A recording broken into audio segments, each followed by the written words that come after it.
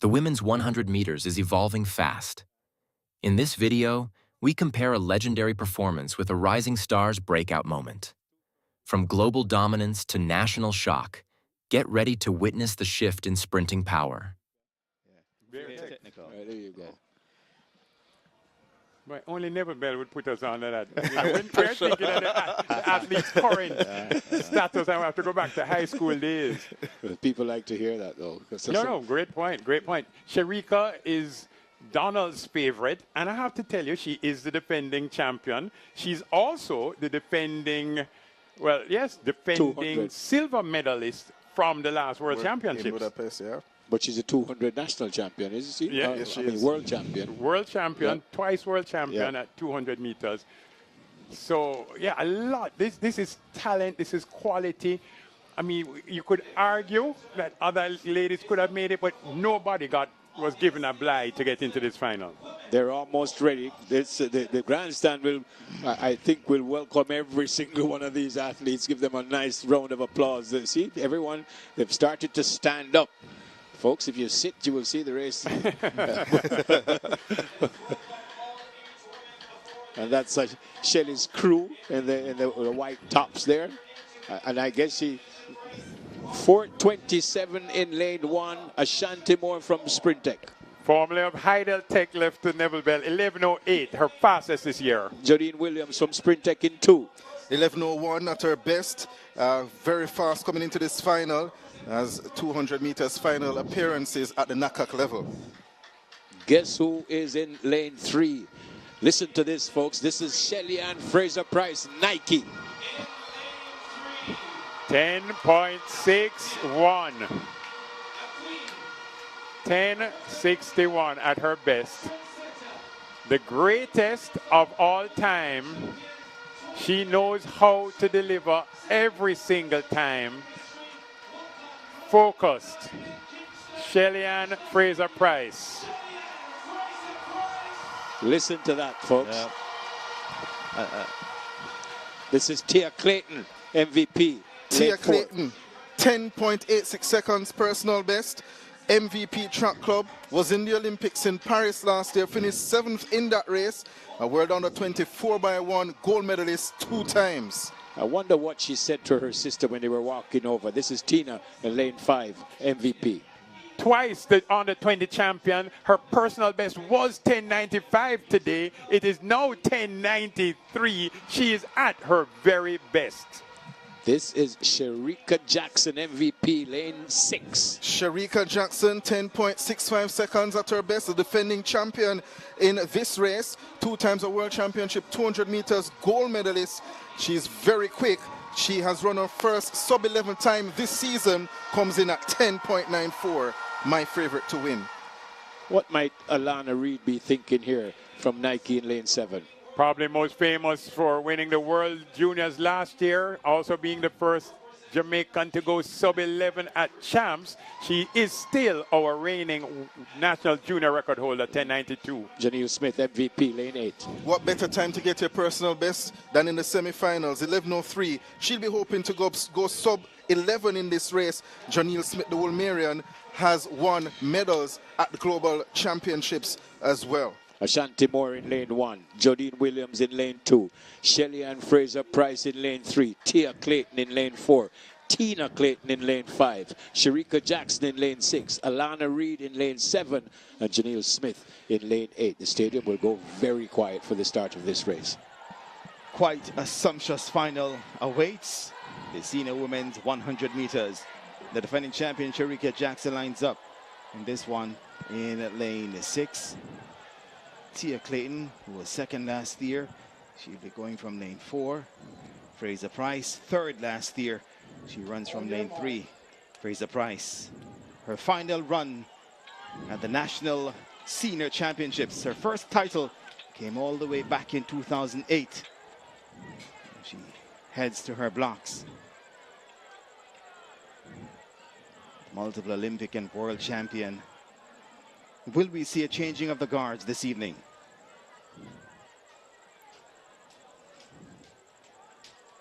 Tina and Tia. Tia in 4, Tina in 5. Set position. Bang out quickly. Fraser-Pryce is out well. So too Tina Clayton. Tia Clayton comes forward. So too does Shericka Jackson. Tia pulls up. Tina still there. Tina Clayton. Shericka Jackson and Shelly-Ann Fraser-Pryce comes through for third and makes the World Championship team. Tina Clayton gets the win this evening as her sister Tia went down.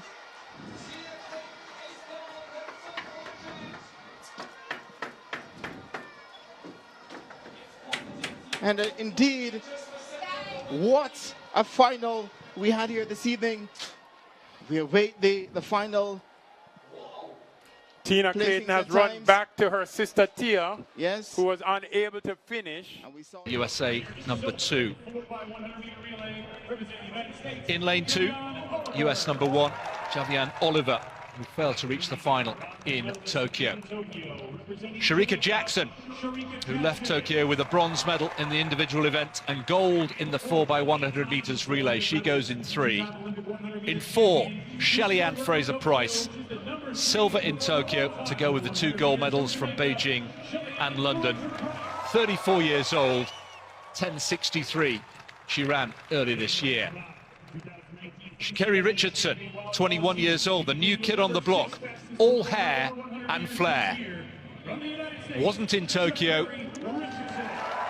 A 1-month suspension for a recreational drug, keeping her out of the games, but she's been very active, both on the track and on social media. She has a point to prove here in 5.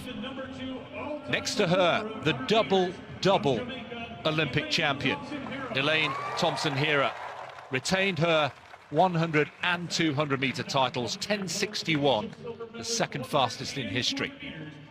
Marie-Josée Tarlou, yet again 4th, the dreaded 4th place in Tokyo, where she finished in Rio in both the 100 and 200. She goes in lane 7. Mujinga Kambunji had a fine Olympics in Tokyo, made the final in both the 1 and the 200. Ran 10:95 in the heats. And in lane 9, the youngster from Jamaica, 19 years old, Brianna Williams, double world junior champion at just 16 years old, the future, you feel, of Jamaican sprinting. So Daniels in 1, Oliver 2, Jackson, the bronze medalist from Tokyo, from Jamaica, in 3, Fraser-Pryce, Jamaica, in 4, Richardson, USA, goes in 5, the blonde hair, Thompson-Herah in 6, Jamaica, the defending champion from Tokyo, Tarlou 7, Kambunji 8, Williams in lane 9, left of picture.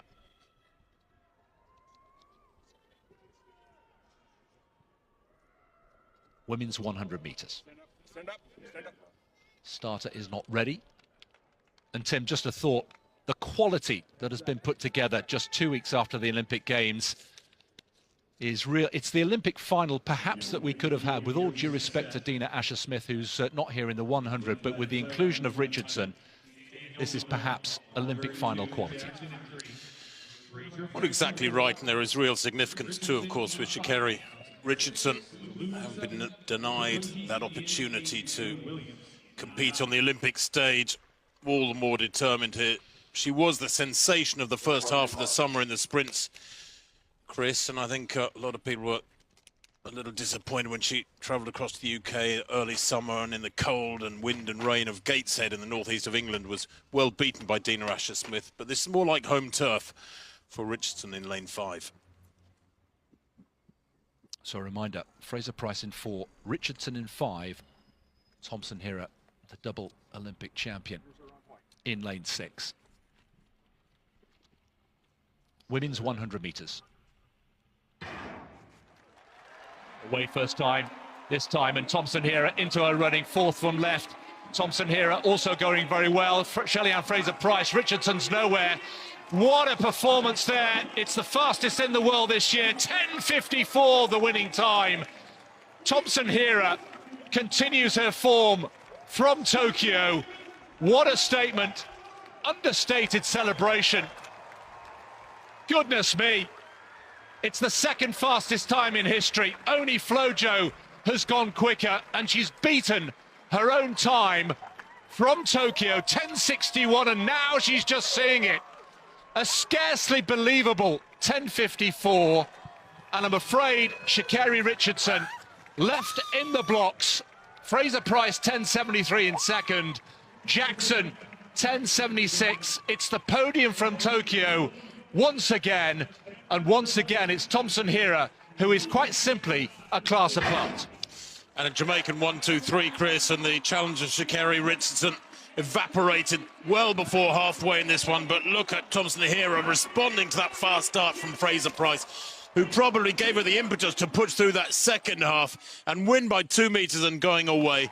And for many people, Chris, that will be considered the unofficial world record. The whole industry, the whole sport knows there are huge question marks around that world record of Flojo from the 1988 trials, or was it 4 trials, 10.49. Everybody knows that that is a time that is squinted at by the statisticians of the sport, but Thompson-Herah is the real deal.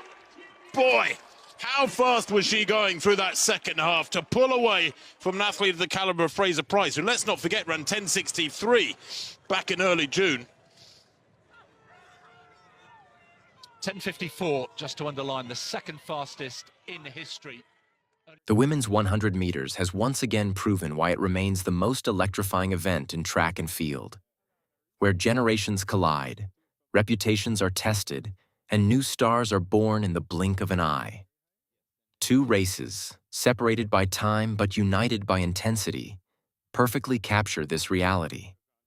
Elaine Thompson-Herah's historic dominance on the global stage and Tina Clayton's stunning breakthrough at the Jamaican National Championships.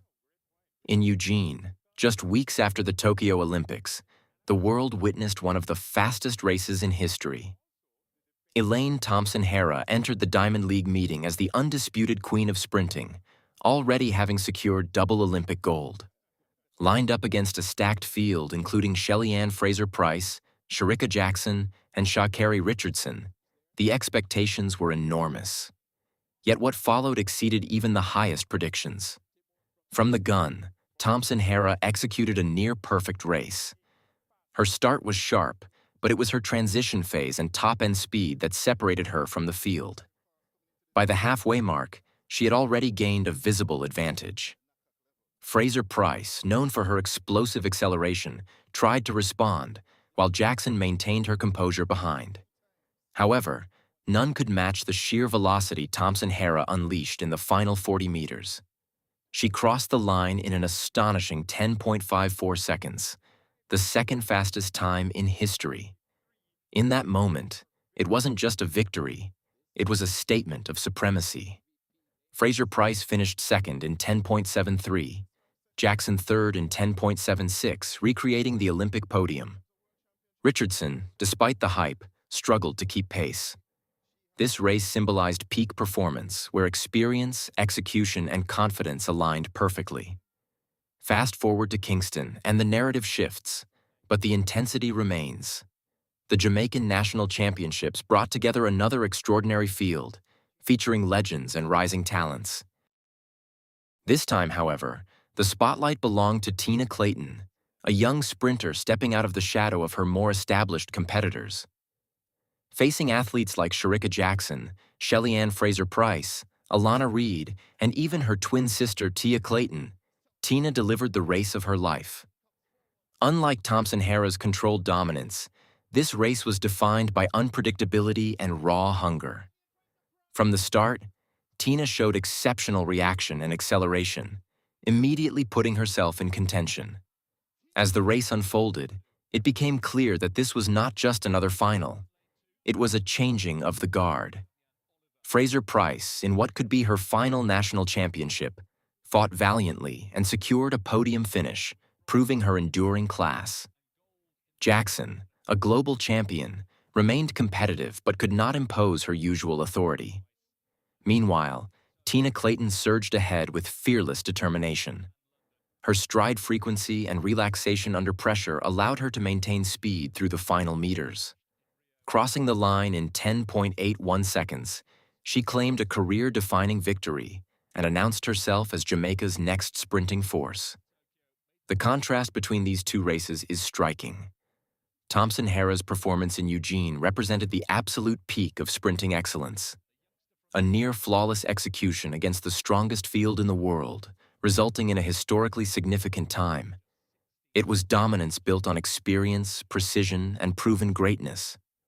On the other hand, Tina Clayton's victory in Kingston symbolized emergence and transition. It was not about records or global rankings, but about breakthrough and belief. Beating established icons on home soil carries a different kind of weight. It signals the future. Together, these races highlight the unique depth